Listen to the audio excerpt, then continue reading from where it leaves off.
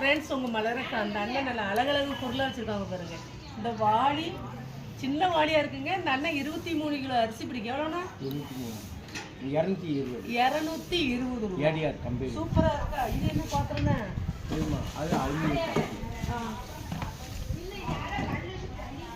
Friends இங்கே பார்த்தீங்களா, இது நல்ல துணி துவைக்கிறதெல்லாம். ஆமாம், துணி அலச, பொம்பளைங்களுக்கு துணி அலச, துணி துவைச்சி நல்லா நீளம் போட்டு துவைக்கிறதுக்கு சூப்பராக இருக்கா அண்ணா?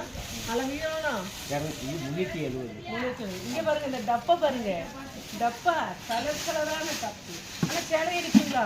ஐயா போய் எங்கேயும் விட்டுக்கிட்டே வரலாம்ல. இந்த மணி எவ்வளோண்ணா?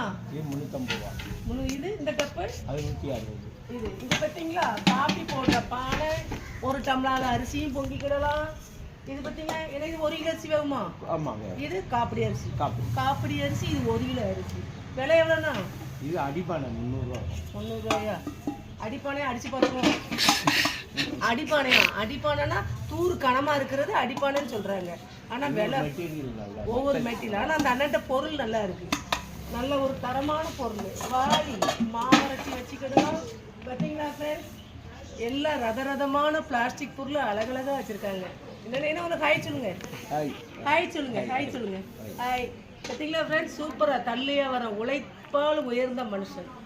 எவ்வளோ காலத்துலேயும் உழைச்சி பிளாஸ்டிக் வியாபாரம் பார்த்து, இரும்பு வியாபாரம் பார்த்து உழைப்பால் உயர்றாங்க. ஃப்ரெண்ட்ஸ் நல்லா இருக்கா? சூப்பராக இருக்கா?